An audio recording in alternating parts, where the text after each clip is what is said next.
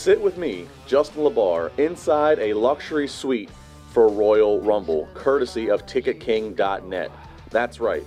For $350, you get your food included, drink included. Don't worry about waiting in a long line. You'll have your own private bathroom. The suite is located dead center in the Alamo Dome, so you'll have a perfect view of all the action in the ring. Spots are limited, so email Andrew at TicketKing.net.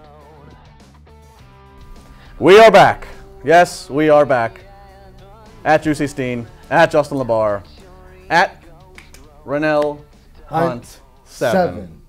Yes. How many shots of that holy water you got? Listen, man, 7 shots I think was a magic number because if I'm not misunderstood, I predicted Goldberg was going to win. I wasn't here for a little bit of time. We weren't here. And what had happened? Goldberg won. In a minute 26. In a minute 26. I think my sermon came true more than anything else, more than anything that was ever said. I think I just made history with CSR. That's all I have to say. How you doing? Did. How you doing?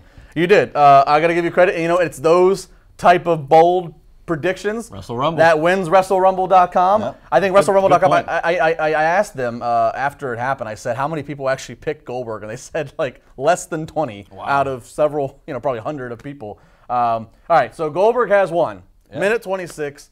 Then Brock Lesnar's advocate, Paul Heyman, unshaven, bloodshot, teary eyes, says, we messed up, and makes the announcement that Brock Lesnar is going to be in the Royal Rumble, as is Goldberg. Now, do you like this? I do, and I thought that Goldberg was just going to be in the Rumble by himself and Lesnar would come out and attack him, but now they're just throwing him in there too. So I assume they cancel each other out and there's going to be some sort of bigger payoff match at WrestleMania. If so, I don't know what kind of a match they're going to have. I pose to you maybe a cage match, just something different. I don't know what they've got planned. The only thing, I don't know if they're going to actually add a gimmick. I think, and I do. I think they cancel each other out. I don't look. I don't look for the title to be involved. Yeah, a cage match would be interesting because they can really play off of Brock Lesnar, cage, MMA. But I don't know if you need it because I think the fact that Brock Lesnar got beat as emphatically as he did, that the money is just there to see them in a ring again. But we're a couple weeks removed from it. I'm still shocked. I would honestly say I'm not surprised my sermon came true, but I'm surprised that the match went down exactly the way it did. I was honestly looking for us to at least see a 10, 12 minute and all of a sudden something happens. But the fact that you have Goldberg come out the gate like that definitely gave that holy you-know-what factor, which what a lot of fans complain that they don't get to see in today's era. And then there was a big uproar about it. And Michael Cole sold it just like it was an actual shoot fight. They did everything that they possibly could to make it seem like it was as legit as possible. And if they did that with every match and made it seem like that, it'd be amazing. Did you read what? I think I agree with Jim Ross.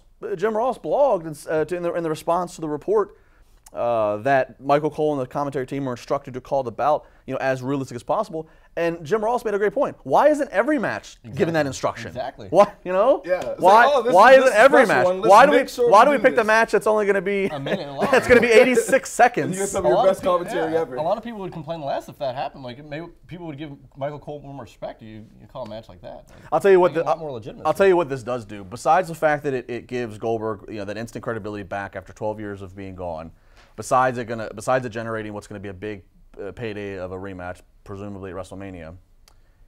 It does silence I don't want to necessarily label it an internet thing. Obviously we're talking to the internet. We are part of the internet, so I don't want to just like we're bashing ourselves. But there's that stigma that the message board haters have that hate the fact that Brock Lesnar works part-time, that hate the fact that he can beat everybody. They want to see Sami Zayn or somebody else get more TV time. I don't know. But it has to silence those critics. The fact that it shows Brock Lesnar is all about business. He has no ego over this. He's all about business. Exactly. The fact that he went in there and did not get one offensive move, he let himself get beat like that by a guy who hasn't been in the ring for 12 years. That shows you Brock Lesnar's not back. He's not exactly true professional. He's not backstage politicking. I got to win. He knows he's the toughest guy there. He's willing to do whatever's best for business. He knows the draw's going to be there, and if the decision's to be made that I don't need to win, then whatever. The fact is, I look at it like this, and I said this on Facebook, on Twitter, and everything.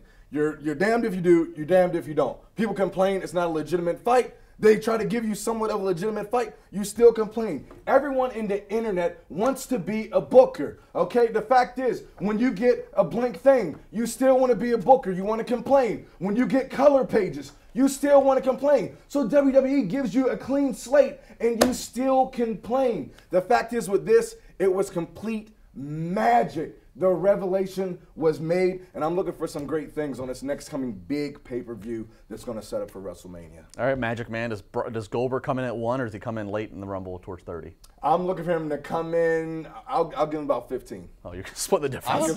I hope they come in 1 too. Well, you want them to just last all the way? You know, I think let's kill each other. Get ourselves eliminated. Them 1, 2, Ellsworth 3. There you go.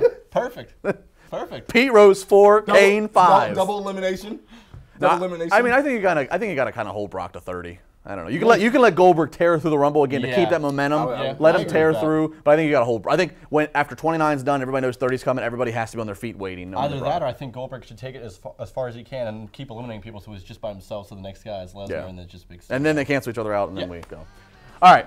That's going to do it. We got plenty more this weekend. We got TLC predictions. Josh Eisenberg will join us. He'll give his. He'll also do his NXT at 90. Plus, Eisenberg and I will debate on this coming Monday about Chris Jericho and Kevin Owens. How long should this whole saga go? Don't go anywhere. Follow us on social media. Like us, share us, comment.